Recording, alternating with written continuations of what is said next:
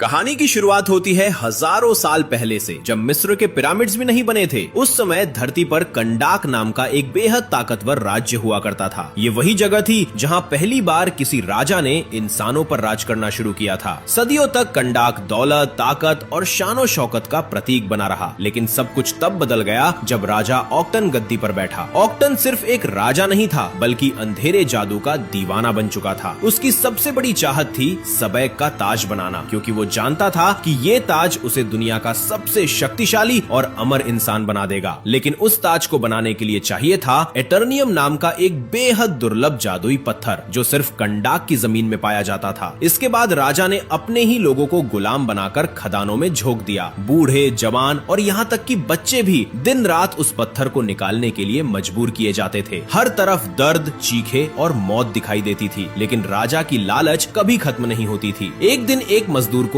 एटर्नियम का टुकड़ा मिल जाता है और वो डरते डरते उसे सैनिकों तक पहुंचाने भागता है, क्योंकि जिसने पत्थर दिया उसे इनाम मिलने वाला था। लेकिन वहाँ इंसानियत नाम की कोई चीज नहीं बची थी। रास्ते में बाकी मजदूर उससे पत्थर छीनने की कोशिश करते हैं। तभी हारू नाम का एक बहादुर लड़का उसकी मदद करने पहुंच जाता है। हारू उस मजदूर को सुरक्षित सैनिकों तक पहुंचा देता है, लेकिन जैसे ही वो मजदूर इनाम लेने आगे बढ़ता है, सैनिक बेरहमी से उसके पेट में वार करके उसे पहाड़ से नीचे फेंक देता है। ये देखकर हारू अंदर तक हिल जाता है। वहीं टेथ एडम अपने बेटे को वहां से दूर ले जाता है और उसे समझाता है कि जो भी राजा के खिलाफ खड़ा होता है उसका अंजाम मौत होता है। लेकिन हारू डरकर जीने वालों में से नहीं था। वो अपने लोगों को आजाद देखना चाहता था। उसे यकीन था कि अगर पूरा कंडाक एक साथ खड़ा हो जाए तो इस जालिम राजा को गिराया जा सकता है। इसलिए एक दिन वो सैनिक के हाथ से एटर्नियम छीन लेता है और उसे लोगों के सामने आजादी के प्रतीक की तरह ऊपर उठाता है। उस छोटे से पत्थर ने लोगों के दिलों में उम्मीद की आग जला दी। लेकिन राजा ऑक्टन समझ गया था कि ये छोटी सी चिंगारी कभी भी बड़ा विद्रोह बन सकती है। इसलिए उसने पूरे शहर के सामने हारू को मौत की सजा दे दी। मगर मरते वक्त भी हारू की आंखों में डर नहीं था। उसके दिल में सिर्फ अपने लोगों की आजादी की आग जल रही थी। तभी एक चमत्कार होता है। धरती के प्राचीन जादूगर हारू को चुन लेते हैं और उसे देवताओं जैसी शक्तियां देकर एक महान चैंपियन बना देते हैं। लेकिन तब तक बहुत देर हो चुकी थी, क्योंकि सबैक का ताज बन चुका था। इसके बाद वो चैंपियन सीधे राजा ऑक्टन के महल पहुंचता है, जहां राजा अपनी शैतानी ताकतों को छोड़ देता है। दोनों के बीच इतनी भयानक लड़ाई होती है कि पूरा महल तबाह हो जाता है। आखिरकार चैंपियन जीत जाता है और जादूगर उस खतरनाक ताज को हमेशा के लिए छिपा देते हैं। लेकिन उस दिन के बाद वो चैंपियन अचानक गायब हो जाता है। तभी से कंडाक में एक कहानी सुनाई जाती है कि जब इस धरती को उसकी सबसे ज्यादा जरूरत होगी, तब वो योद्धा फिर लौटेगा। हजारों साल बाद आज कंडाक फिर से गुलाम बन चुका है। इस बार यहाँ राज कर रही है इंटरगैंग नाम की बेरहम सेना। पूरा शहर उनके डर में जी रहा है। शहर से बाहर जाने के लिए हर गाड़ी की तलाशी ली जाती है और हर इंसान को अपने पहचान पत्र दिखाने पड़ते हैं। इसी दौरान अमोन नाम का 14 साल का लड़का अपनी स्केटबोर्ड लेकर चेक पोस्ट पार करने की कोशिश करता है, लेकिन सैनिक उसे धक्का देकर नीचे गिरा देता है। फिर भी अमोन डरने के बजाय सैनिक को चिढ़ाने लगता है। गुस्से में सैनिक उसका पीछा करने लगता है और इसी मौके का फायदा उठाकर करीम अपनी वैन लेकर वहाँ से निकल जाता है। लेकिन असली राज उस वैन के अंदर छिपा था, क्योंकि उसी वैन में छिपी हुई थी एड्रियाना टोमास, जिसे इंटरगैंग हर जगह ढूंढ रही थी। वही खिड़की से झांक रहा था उसका बेटा अमोन, जो अपनी माँ के साथ उस खतरनाक मिशन पर जाना चाहता था। उनका मिशन था हजारों साल पहले गायब हुए सबैक के ताज को ढूंढना। रास्ते में एड्रियाना अपने गले में पड़े एटर्नियम के लॉकेट को देखती है, जो उसे उसकी दादी से मिला था। लेकिन उसे बिल्कुल अंदाजा नहीं था कि यही छोटा सा पत्थर जल्द ही हजारों साल पुरानी सबसे खतरनाक ताकत को जगाने वाला है। लेकिन एड्रियाना के लिए वो लॉकेट सिर्फ एक पत्थर नहीं था, वो उसके परिवार की आखिरी निशानी थी, उस दौर की याद जब कंडाक आजाद हुआ करता था। दूसरी तरफ उसका भाई करीम मजाक करते हुए कहता है कि परिवार की विरासत में उसे सिर्फ दादाजी का पुराना कोट और गंजापन मिला है। थोड़ी देर बाद तीनों उस रहस्यमयी पहाड़ तक पहुंच जाते हैं, जहां सबैक का ताज छिपा हुआ था। एड्रियाना और इश्माइल अंदर जाने लगते हैं, जबकि करीम बाहर वैन में रहकर निगरानी करने लगता है। जैसे ही वे पहाड़ के अंदर पहुंचते हैं, अचानक इश्माइल गायब हो जाता है और समीर उसे ढूंढने के लिए पीछे चला जाता है। वहीं दूसरी तरफ करीम आराम से गाने सुन रहा होता है कि तभी उसकी नजर ऊपर से गिरते हुए समीर पर पड़ती है। वो तुरंत उसकी मदद के लिए भागता है, लेकिन वहां पहुंचते ही कई हथियारबंद सैनिक उसे चारों तरफ से घेर लेते हैं। इसी बीच पहाड़ के अंदर एड्रियाना अचानक इश्माइल को अपने सामने देखकर चौंक जाती है। वो उससे समीर के बारे में पूछती है, लेकिन इश्माइल झूठ बोलता बोलते हुए कहता है कि उसे घुटन हो रही थी, इसलिए वो बाहर चला गया। इसके बाद दोनों आगे बढ़ते हैं और आखिरकार टेथ एडम की कब्र तक पहुंच जाते हैं। कुछ ही कदम आगे सबैक का ताज रखा हुआ था, लेकिन उसे हासिल करने के लिए एड्रियाना को दो विशाल चट्टानों के बीच छलांग लगानी पड़ती। तभी अचानक करीम को पकड़ने वाले सैनिक वहां पहुंच जाते हैं और इश्माइल का असली चेहरा सामने आ जाता है। वो शुरू से ही इंटरगैंग के लिए काम कर रहा था। सैनिक करीम को बंधक बना लेते हैं और एड्रियाना को धमकी देते हैं कि अगर उसने ताज नहीं सौंपा तो उसके भाई को मार दिया जाएगा। अपने भाई की जान बचाने के लिए एड्रियाना खुद को उनके हवाले कर देती है। इसके बाद उसे टेथ एडम की कब्र के सामने घुटनों के बल बैठा दिया जाता है ताकि उसे मार दिया जाए। मरने से पहले आखिरी बार एड्रियाना उस पुराने शब्द को बोलती है जिसे सदियों से कोई नहीं बोला था, शज़ैम। और उसी पल पूरी गुफा कांप उठती है। अचानक बिजली की तरह एक रहस्यमयी योद्धा प्रकट होता है और अपनी आंखों से निकली भयानक ऊर्जा से एक सैनिक को पल भर में राख बना देता है। बाकी सैनिक घबरा जाते हैं और ताबड़तोड़ गोलियां चलाने लगते हैं। इसी अफरा तफरी में एड्रियाना और करीम वहां से भाग निकलते हैं, लेकिन गोलियां उस योद्धा का कुछ भी नहीं बिगाड़ पाती। वो इतनी तेज रफ्तार से हमला करता है कि सैनिकों को संभलने तक का मौका नहीं मिलता। कुछ ही सेकंड में पूरा इलाका लाशों से भर जाता है। लड़ाई के दौरान एड्रियाना फिर से ताज हासिल कर लेती है और तभी ऊपर से एक विशाल पत्थर उसके ऊपर गिरने वाला होता है, लेकिन वही रहस्यमयी चैंपियन उसे बचा लेता है। हजारों साल बाद पहली बार ब्लैक एडम उस पहाड़ से बाहर निकलता है जहां वो सदियों से कैद था।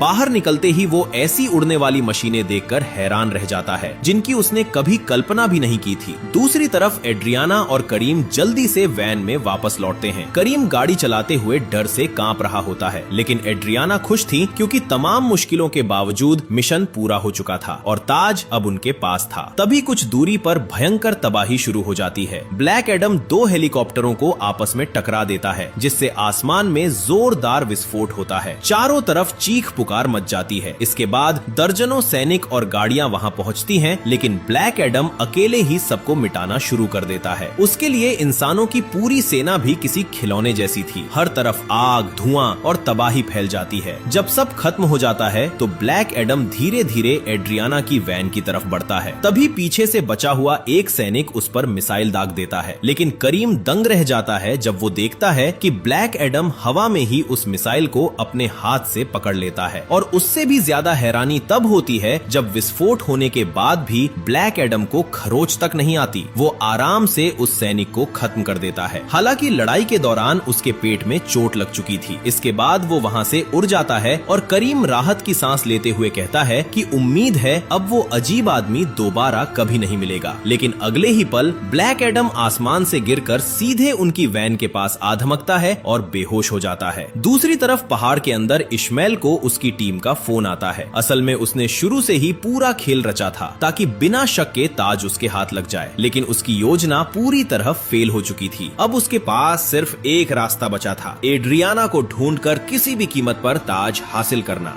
उधर जैसे ही दुनिया को पता चलता है कि प्राचीन चैंपियन जाग चुका है, हॉकमैन तुरंत एक सुपर हीरो टीम तैयार करता है। इस टीम में शामिल थी मैक्सिन हंकल, जिसे लोग साइक्लोन कहते हैं क्योंकि वो हवाओं को कंट्रोल कर सकती थी। दूसरा था एल रॉथस्टीन यानी एडम स्मैशर, जिसके पास अपने शरीर का आकार बदलने की ताकत थी। और तीसरा था केंट नेल्सन, जिसे पूरी दुनिया डॉक्टर फेट के नाम से जानती थी। वो इस टीम का सबसे ताकतवर सदस्य था। कुछ ही देर में ये तीनों अमेरिका में मौजूद हॉकमैन की आलीशान हवेली में पहुंच जाते हैं, जहां से शुरू होने वाली थी ब्लैक एडम और दुनिया के सबसे बड़े हीरोज की टक्कर। उधर हॉकमैन और उसकी टीम को पता चलता है कि दुनिया के सबसे खतरनाक मेटा ह्यूमन में से एक जाग चुका है। उनका मिशन साफ था, कंडाक जाकर ब्लैक एडम को पकड़ना और उसे हमेशा के लिए रोक देना। यही टीम खुद को जस्टिस सोसाइटी कहती थी। कुछ ही देर में सभी एक विशाल स्पेसशिप में सवार हो जाते हैं, जिसे हॉकमैन गर्व से पूरी तरह अटूट बताता है क्योंकि वो दुर्लभ NTH मेटल से बना था। दूसरी तरफ कई घंटों बाद ब्लैक एडम आखिरकार होश में आता है। वो खुद को एमन के कमरे में पाता है। उठते ही वो अपने जख्म पर हाथ रखता है और उसकी शक्तियां पल भर में घाव भर देती हैं। तभी उसकी नजर सामने लगे शीशे पर पड़ती है और वो हैरान रह जाता है क्योंकि उसके समय में ऐसी चीजें मौजूद ही नहीं थी। धीरे धीरे उसे एहसास होता है कि उसे कैद हुए पूरे 5000 साल बीत चुके हैं। नीचे लिविंग रूम में एड्रियाना उस रहस्यमयी ताज पर रिसर्च कर रही होती है। तभी उसे ताज के अंदर एक अजीब वाक्य लिखा दिखाई देता है, जीवन ही मृत्यु का का एकमात्र रास्ता है। ये पढ़कर उसके चेहरे पर डर साफ दिखाई देने लगता है। उसी दौरान एमन ब्लैक एडम को कंडाक की हालत के बारे में बताता है। वो कहता है कि उसके गायब होने के बाद इस देश पर बाहरी लोगों ने कब्जा कर लिया और आज भी यहाँ के लोग गुलामी में जी रहे हैं। लेकिन इतने सालों बाद भी लोगों ने अपने चैंपियन को नहीं भुलाया। उन्होंने उसकी एक विशाल मूर्ति बनाई क्योंकि उन्हें भरोसा था कि एक दिन वो जरूर लौटेगा और उन्हें आजादी दिलाएगा। लेकिन ये सब सुनकर ब्लैक एडम शांत आवाज में कहता है कि वो कोई हीरो नहीं है। इसके बाद वो दरवाजा इस्तेमाल करने के बजाय सीधे दीवार तोड़कर बाहर निकल जाता है क्योंकि उसके समय में दरवाजे जैसी चीजें हुआ ही नहीं करती थी। इसके बाद ब्लैक एडम अकेले उस नई दुनिया को देखने निकल पड़ता है, जबकि एमन अपने कमरे के गुप्त रास्ते से चुपके चुपके उसका पीछा करने लगता है ताकि उसकी माँ को पता ना चले। उधर जस्टिस सोसाइटी का जहाज कंडाक पहुंचने वाला होता है। इसी दौरान डॉक्टर फेट अपनी टीम को पूरी योजना समझाता है। वो बताता है कि ब्लैक एडम को हराने का सबसे आसान तरीका है उससे शज़ैम कहलवाना, क्योंकि जैसे ही वो ये शब्द बोलेगा उसकी सारी शक्तियां खत्म हो जाएंगी और वो एक आम इंसान बन जाएगा। दूसरी तरफ एमन इंटर गैंग के एक सैनिक का रेडियो चुरा लेता है और पूरे शहर में संदेश भेज देता है कि कंडाक का चैंपियन वापस लौट आया है। ये खबर सुनते ही पूरे शहर में हलचल मच जाती है। सैनिक एमन का पीछा करने लगते हैं, लेकिन वो अपनी स्केटबोर्ड की मदद से उनसे बच निकलता है। भागते भागते वो अपने हाथों से एक त्रिकोण का निशान बनाता है जो कंडाक के लोगों के लिए आजादी का प्रतीक था। लेकिन आखिरकार सैनिक उसे पकड़ लेते हैं। तभी एड्रियाना वहां पहुंचती है और अपने बेटे को बचाने की कोशिश करती है। वो किसी तरह सैनिकों को एमन को छोड़ने के लिए मना लेती है, लेकिन तभी उनमें से एक सैनिक उसे पहचान लेता है। अब एड्रियाना खुद इंटर गैंग की मोस्ट वांटेड भगोड़ी बन चुकी थी। माहौल तेजी से बिगड़ने लगता है और तभी ब्लैक एडम वहां पहुंच जाता है। लोगों को परेशानी में देखकर वो पहली बार खुद बीच में उतरने का फैसला करता है। एक सैनिक उसके सिर पर बंदूक से वार करता है, लेकिन अगले ही पल ब्लैक एडम उसे पकड़कर इतनी जोर से आसमान में फेंकता है कि वो सीधा अंतरिक्ष में पहुंच जाता है। इसके बाद चारों तरफ से स्नाइपर्स उसे निशाना बनाते हैं, लेकिन ब्लैक एडम पल भर में सबको खत्म कर देता है। तभी उड़ते हुए वो दो सैनिकों को मारने ही वाला होता है कि अचानक जस्टिस सोसाइटी वहां पहुंच जाती है। ब्लैक एडम अपने शिकार को छोड़ देता है और हॉकमैन तुरंत जहाज से छलांग लगा देता है। अपने खास सूट की मदद से वो उन सैनिकों की जान बचा लेता है, लेकिन उसकी ये बहादुरी ज्यादा देर नहीं टिकती क्योंकि अगले ही पल ब्लैक एडम उस पर बिजली गिरा देता है। तभी डॉक्टर फेट सामने आता है और ब्लैक एडम को आत्मसमर्पण करने का आदेश देता है, लेकिन ब्लैक एडम गुस्से में कहता है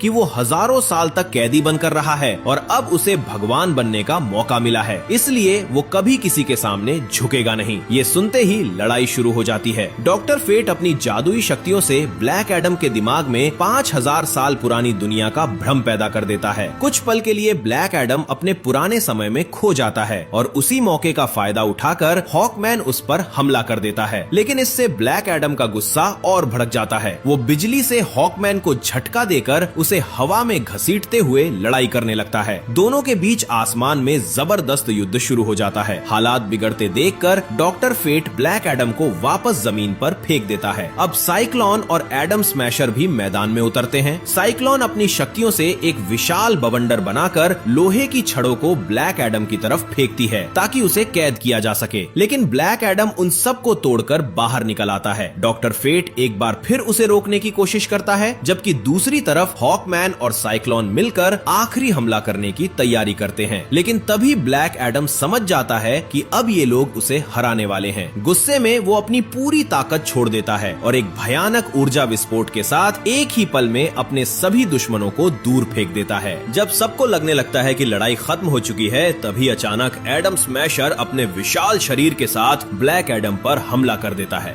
वो अपने बड़े बड़े हाथों से उसे कुछ देर के लिए जमीन पर दबाकर रोकने में कामयाब हो जाता है। ऐसा लग रहा था जैसे पहली बार किसी ने ब्लैक एडम को काबू कर लिया हो, लेकिन अगले ही पल ब्लैक एडम अपनी पूरी ताकत से खुद को आजाद कर लेता है और सिर्फ एक मुक्के में एडम स्मैशर को इतनी जोर से उड़ाता है कि वो दूर जाकर गिर पड़ता है। ये सब देखकर आसपास खड़े कंडाक के लोग खुशी से चिल्लाने लगते हैं। उनके लिए ब्लैक एडम कोई खतरनाक राक्षस नहीं, बल्कि उनका खोया हुआ चैंपियन था जो हजारों साल बाद लौट आया था। लड़ाई जीतने के बाद ब्लैक एडम वहां से गायब हो जाता है। तभी डॉक्टर फेट अपनी टीम को उसे पीछा न करने का आदेश देता है, क्योंकि वो समझ चुका था कि उनकी टीम टीम में कोई भी इतना ताकतवर नहीं है जो उस मेटा ह्यूमन को हरा सके। इसके बजाय डॉक्टर फेट सीधे एड्रियाना के पास पहुंचता है, क्योंकि उसने अपने विजन में देखा था कि सबैक का ताज उसी के पास है। लेकिन एड्रियाना साफ इनकार कर देती है। असल में लड़ाई शुरू होने से पहले ही एमन चुपके से ताज अपने बैग में रख चुका था। माहौल को शांत करने के लिए एड्रियाना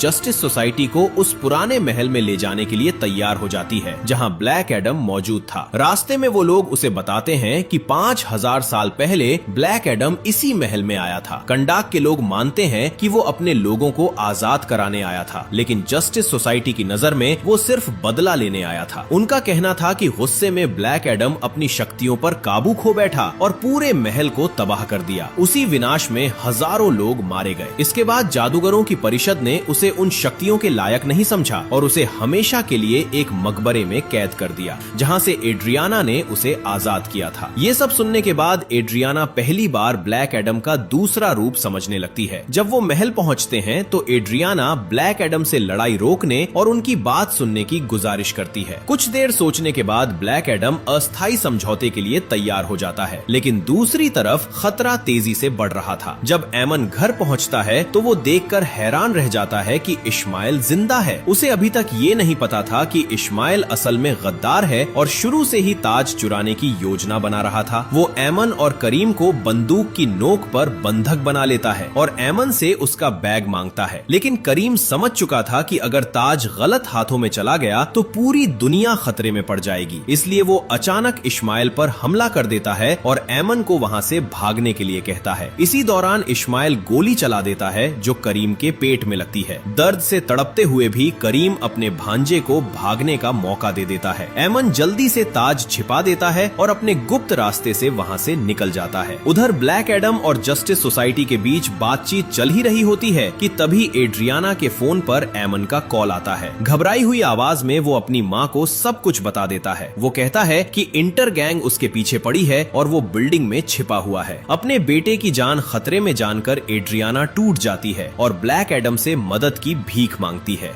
जैसे ही ब्लैक एडम वहां पहुंचता है उसे पता चलता है कि एमन को पहले ही पकड़ लिया गया है। वो तुरंत सैनिकों को उसे छोड़ने का आदेश देता है। तभी एक सैनिक एमन को ऊंचाई से नीचे फेंक देता है। कुछ सेकंड के लिए ऐसा लगता है कि अब उसकी मौत तय है, लेकिन अगले ही पल ब्लैक एडम बिजली की रफ्तार से उड़कर उसे बचा लेता है। इसके बाद वो गुस्से में अपराधियों को खत्म करना शुरू कर देता है। इसी बीच इश्माइल बंदूक के दम पर एमन को अपने साथ ले जाता है। वो बैग खोलकर ताज के बारे में पूछता है, लेकिन एमन कुछ नहीं बताता। ये देखकर इश्माइल उसे बंधक बना लेता है। जब ब्लैक एडम को ये पता चलता है तो उसका गुस्सा और भी खतरनाक हो जाता है। एमन को एक उड़ने वाली बाइक के ट्रंक में बंद कर दिया जाता है। किसी तरह वो अपनी माँ को फोन करके बता देता है कि वो इंटर गैंग के वाहनों में से किसी एक में कैद है। ये सुनते ही जस्टिस सोसाइटी और ब्लैक एडम दोनों उसकी तलाश में निकल पड़ते हैं। ब्लैक एडम एक एक बाइक को रोककर चेक करने लगता है, लेकिन जब उसे एमोन नहीं मिलता तो वो बिना किसी दया के उन सवारों को मार देता है। ये देखकर हॉकमैन उसे रोकने की कोशिश करता है और कहता है कि ऐसे लोगों की जान लेना गलत है, लेकिन ब्लैक एडम उसकी बात मानने से साफ इनकार कर देता है। आखिरकार वो आखिरी बाइक भी गिरा देता है, लेकिन एमोन उसमें भी नहीं होता। असल में इश्माइल ने अपने साथियों को सिर्फ चारे की तरह इस्तेमाल किया था ताकि ब्लैक एडम का ध्यान भटकाया जा सके और वो खुद एमोन को लेकर भाग निकले। इसी दौरान डॉक्टर फेट चुपचाप एड्रियाना के घर पहुंचता है, क्योंकि उसे पहले ही पता चल चुका था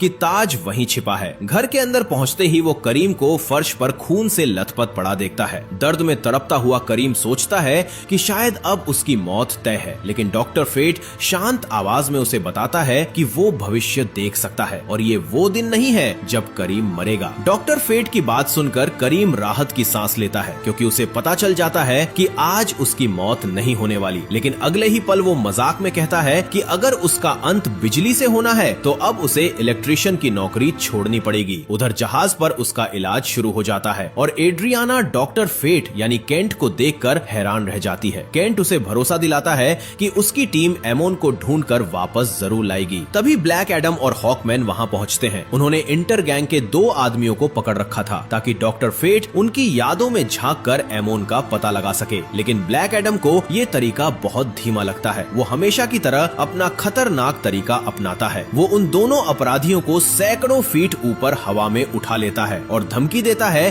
कि अगर उन्होंने सच नहीं बताया तो वो उन्हें नीचे गिरा देगा। डर के मारे दोनों तुरंत सब कुछ उगल देते हैं, लेकिन जानकारी मिलने के बाद भी ब्लैक एडम उन्हें छोड़ने ही वाला होता है कि अचानक वो उन्हें नीचे फेंक देता है। हॉकमैन तुरंत उड़कर उनकी जान बचाता है। ये देखकर वो गुस्से से भर जाता है, क्योंकि ब्लैक एडम अब भी हर समस्या का हल मौत को मान रहा था। दोनों के बीच फिर से लड़ाई शुरू हो जाती है। लड़ते लड़ते पूरा घर तबाह हो जाता है और इसी दौरान ब्लैक एडम का हाथ गलती से उस ताज पर लग जाता है। आखिरकार दोनों ये समझते हैं कि अगर एमोन को बचाना है तो उन्हें साथ काम करना पड़ेगा। इसलिए वे फैसला करते हैं कि ताज को सौदेबाजी के हथियार की तरह इस्तेमाल करेंगे। दूसरी तरफ सफर के दौरान डॉक्टर फेट को एक और भयानक विजन दिखाई देता है। इस बार वो साफ देख लेता है कि आने वाली लड़ाई में हॉकमैन की मौत होने वाली है। ये बात उसके दिल को अंदर तक हिला देती है। वो अपने दोस्त को खोने का दर्द सह नहीं पा रहा था, इसलिए वो हॉकमैन को सब सच बता देता है और कहता है कि बहुत जल्द वो समय आने वाला है जब दोनों को एक दूसरे से हमेशा के लिए विदा लेना पड़ेगा। कुछ देर बाद पूरी टीम अल हदीदिया पहाड़ों तक पहुंच जाती है। वहां सभी मिलकर एक रणनीति बनाते हैं ताकि मिशन के दौरान टीम का कोई सदस्य मारा ना जाए। लेकिन जैसे ही हमला शुरू होता है,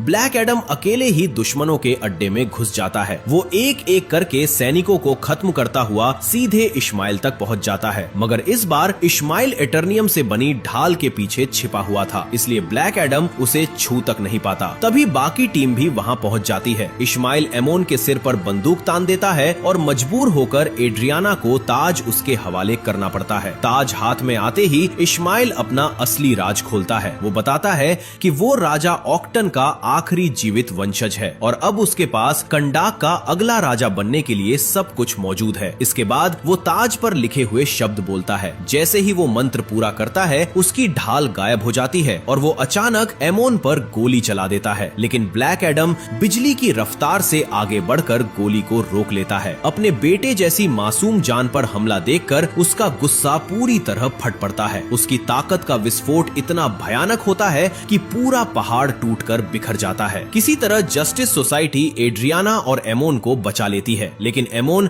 गंभीर रूप से घायल हो चुका था और उसे तुरंत इलाज के लिए ले जाया जाता है। इसी बीच एडम स्मैशर इश्माइल की जली हुई लाश से ताज निकाल लेता है और उसे जहाज पर ले जाता है। दूसरी तरफ हॉकमैन ब्लैक एडम को ढूंढते हुए उस पुराने महल तक पहुंचता है। वहां ब्लैक एडम एक विशाल मूर्ति के सामने खड़ा था। वो मूर्ति हारू की थी, उसके बेटे की। तभी पहली बार सच्चाई सामने आती है। असली चैंपियन टेथ एडम नहीं बल्कि उसका बेटा हारू था। जादूगरों ने हारू को चुना था ताकि वो अपने लोगों को बचा सके, लेकिन जब राजा ऑक्टन ने हारू के परिवार पर हमला किया तब अपने पिता को मरते देखकर हारू ने अपनी सारी शक्तियां टेथ एडम को दे दी ताकि वो जीवित रह सके। मगर हारू ये नहीं जानता था कि राजा की सेना उसी पल उस पर हमला कर देगी। शक्तियां छोड़ने के बाद हारू एक आम इंसान बन चुका था और तभी एक तीर उसके सीने को चीर देता है। अपने बेटे की मौत देखकर टेथ एडम के अंदर ऐसा गुस्सा पैदा होता है जिसने उसे राक्षस बना दिया। उसी गुस्से में उसने पूरा महल तबाह कर दिया था। ये सच्चाई बताते हुए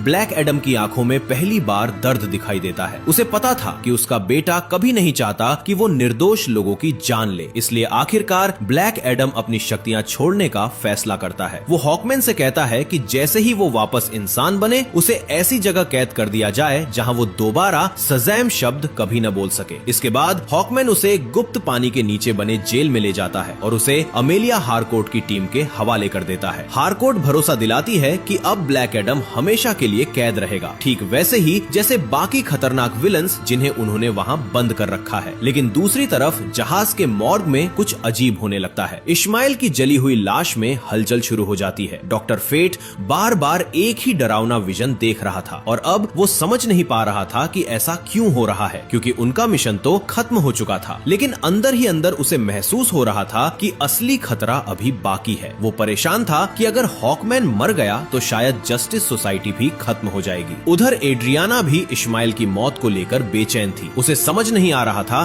कि इतना बड़ा खतरा इतनी आसानी से कैसे खत्म हो गया। तभी उसे ताज पर लिखी हुई वो रहस्यमयी लाइन याद आती है, जीवन ही मृत्यु का एकमात्र रास्ता है। लेकिन मरने से पहले इश्माइल ने इसे उल्टा बोला था, मृत्यु ही जीवन का एकमात्र रास्ता है। ये सोचकर एड्रियाना ताज को उल्टा घुमाती है और तभी उसे सच्चाई समझ आती है। ताज पर लिखा मंत्र पलटकर बिल्कुल वही बन जाता है जो इश्माइल ने मरने से पहले बोला था और अब उसे एहसास हो जाता है कि इश्माइल की मौत असल में अंत नहीं बल्कि किसी और और भी भयानक चीज की शुरुआत थी। आखिरकार एड्रियाना पूरे रहस्य को समझ जाती है। जैसे ही वो ताज के असली मतलब को पहचानती है, अचानक सबैक का ताज गायब हो जाता है और समुद्र की गहराइयों से एक भयानक दानव जन्म लेता है। वो था सबैक, नरक की ताकतों से पैदा हुआ एक ऐसा राक्षस जिसकी शक्ति ब्लैक एडम से भी ज्यादा खतरनाक थी। उसे देखते ही हॉकमैन बिना समय गवाए अपनी पूरी मिसाइलें उस पर दाग देता है, लेकिन सबैक उन हमलों को ऐसे रोक देता है जैसे वे कुछ थे ही नहीं। अगले ही पल वो जस्टिस सोसाइटी के पूरे जहाज को तबाह कर देता है। अब सभी को समझ आ चुका था कि अगर सबैक सिंहासन तक पहुंच गया तो वो हमेशा के लिए अजय बन जाएगा, इसलिए पूरी जस्टिस सोसाइटी एक साथ मिलकर उसे रोकने की कोशिश करती है। हॉकमैन अपने साथियों की मदद से सबैक को घायल करने में कामयाब हो जाता है, लेकिन तभी दानव एक भयानक वार करता है जिससे हॉकमैन बेहोश होकर गिर पड़ता है। ये देखकर डॉक्टर फेट समझ जाता है कि उसका विजन सच होने वाला है। अपने दोस्त की मौत रोकने के लिए वो महल के चारों तरफ एक जादुई ढाल बना देता है ताकि बाकी टीम लड़ाई में शामिल न हो सके। अब वो अकेले अपनी जान देकर अपने दोस्त को बचाने का फैसला कर चुका था। डॉक्टर फेट शांत आवाज में कहता है कि कई सालों में पहली बार ऐसा हुआ है जब वो भविष्य नहीं देख पा रहा, और यही बात उसे सुकून दे रही थी। दूसरी तरफ हॉकमैन पूरी ताकत से उस ढाल को तोड़ने की कोशिश करता है, लेकिन वो असफल रहता है। इसके बाद डॉक्टर फेट अकेले सबैक के सामने खड़ा हो जाता है। वो जानता था कि वो उस दानव को हरा नहीं सकता, लेकिन उसका मकसद सिर्फ समय खरीदना था ताकि ब्लैक एडम वापस लौट सके। लड़ाई के दौरान डॉक्टर फेट अपनी शक्तियों से ब्लैक एडम से संपर्क करता है और कहता है कि सिर्फ वही सबैक को रोक सकता है। इसके बाद वो अपनी जादुई ताकतों से ब्लैक एडम की कैद खोल देता है। जेल के कई गार्ड उसे रोकने की कोशिश करते हैं, लेकिन बिना शक्तियों के भी टेथ एडम उन सभी को हरा देता है। फिर वो सीधे समुद्र में छलांग लगा देता है। उसी समय सबैक डॉक्टर फेट पर एक और जानलेवा हमला करता है। ये उसका अंतिम वार था। जैसे ही डॉक्टर फेट की शक्ति कमजोर पड़ती है, महल के चारों तरफ बनी जादुई ढाल टूट जाती है। हॉकमैन तुरंत अंदर पहुंचता है, लेकिन तब तक बहुत देर हो चुकी थी। अपने सबसे पुराने दोस्त को अपनी आखिरी सांस लेते देख हॉकमैन अंदर से टूट जाता है। डॉक्टर फेट की मौत के साथ ही हेलमेट ऑफ फेट भी धीरे धीरे गायब होने लगता है। उधर सबैक आखिरकार सिंहासन पर बैठ जाता है और खुद को कंडाक का नया राजा घोषित कर देता है। इसके बाद वो नरक की सेनाओं को आजाद कर देता है। देखते ही देखते पूरा शहर खतरनाक ज़ॉम्बीज और दानवों से भर जाता है। लोग चीखते हुए अपनी जान बचाने भागने लगते हैं। एड्रियाना भी हथियार उठाकर उन राक्षसों का सामना करने के लिए तैयार हो जाती है। तभी करीम अपनी वैन लेकर वहां पहुंचता है। उसे अब इन दानवों से जरा भी डर नहीं था, क्योंकि डॉक्टर फेट पहले ही बता चुका था कि उसकी मौत बिजली से होगी, ज़ॉम्बीज से नहीं। दूसरी तरफ अमोन अपने लोगों को एकजुट करना शुरू कर देता है। वो सबको याद दिलाता है कि अगर आज वे नहीं लड़े तो कंडाक हमेशा के लिए नरक बन जाएगा। अमोन की बात सुनकर पहली बार पूरा शहर एक साथ खड़ा हो जाता है। उसी दौरान समुद्र से बाहर निकलते हुए टेथ एडम आखिरकार फिर से वो जादुई शब्द बोलता है, शज़ैम, और अगले ही पल आसमान बिजली से गूंज उठता है। ब्लैक एडम अपनी पूरी ताकत के साथ वापस लौट आता है। अपनी ताकत दिखाने के लिए सबैक सबसे पहले हारू की मूर्ति को तोड़ देता है। ये देखकर ब्लैक एडम का गुस्सा फट पड़ता है। तभी एक विशाल पत्थर अमोन के ऊपर गिरने वाला होता है, लेकिन ब्लैक एडम समय रहते उसे बचा लेता है। इसके बाद वो सीधे सबैक की तरफ बढ़ता है और हॉकमैन को मरने से बचा लेता है। अब शुरू होती है दो सबसे ताकतवर चैंपियंस की आखिरी लड़ाई। एक तरफ था नरक का राजा सबैक और दूसरी तरफ कंडाक का रक्षक ब्लैक एडम। दोनों की टक्कर से पूरा शहर कांपने लगता है। शुरुआत में ब्लैक एडम कमजोर पड़ता दिखाई देता है, इसलिए हॉकमैन भी लड़ाई में कूद पड़ता है, लेकिन सबैक उसे इतनी जोर से घायल करता है कि वही दृश्य सामने आने लगता है जो डॉक्टर फेट ने अपने विजन में देखा था। कुछ पल के लिए लगता है कि अब हॉकमैन मर जाएगा, लेकिन तभी सच्चाई सामने आती है। असल में वो हॉकमैन का असली शरीर नहीं, बल्कि डॉक्टर फेट के हेलमेट से बनाई गई जादुई प्रतियां थीं। हॉकमैन कई रूप बनाकर सबैक को रोकता है और उसी दौरान ब्लैक एडम अपनी पूरी ताकत लगाकर सबैक के शरीर को बीच से चीर देता है। जैसे ही दानव मरता है, नरक की सारी सेनाएं गायब हो जाती हैं। पूरा शहर जीत की खुशी में चिल्लाने लगता है। आखिरकार कंडाक आजाद हो चुका था। लड़ाई खत्म होने के बाद हॉकमैन और ब्लैक एडम पहली बार एक दूसरे के लिए सम्मान महसूस करते हैं। वहीं दूसरी तरफ हेलमेट ऑफ फेट भी अपना काम पूरा करके हमेशा के लिए गायब हो जाता है। इसके बाद जस्टिस सोसाइटी सोसाइटी फैसला करती है कि अब ब्लैक एडम को गिरफ्तार नहीं किया जाएगा क्योंकि उसने कंडाक के लोगों को बचाया था। टीम वापस अमेरिका लौट जाती है। अंत में ब्लैक एडम उस सिंहासन के सामने खड़ा होता है जहां कभी राजा ऑक्टन बैठा करता था। कंडाक के लोग चाहते थे कि अब वही उनका नया राजा बने, लेकिन ब्लैक एडम सिंहासन पर बैठने के बजाय उसे तोड़ देता है। वो कहता है कि वो राजा नहीं बनेगा बल्कि सिर्फ इस देश का रक्षक रहेगा। और इसी के साथ हजारों साल बाद पहली बार कंडाक सच में आजाद हो जाता है। फिल्म यही खत्म होती है। मिलते हैं अगले वीडियो में।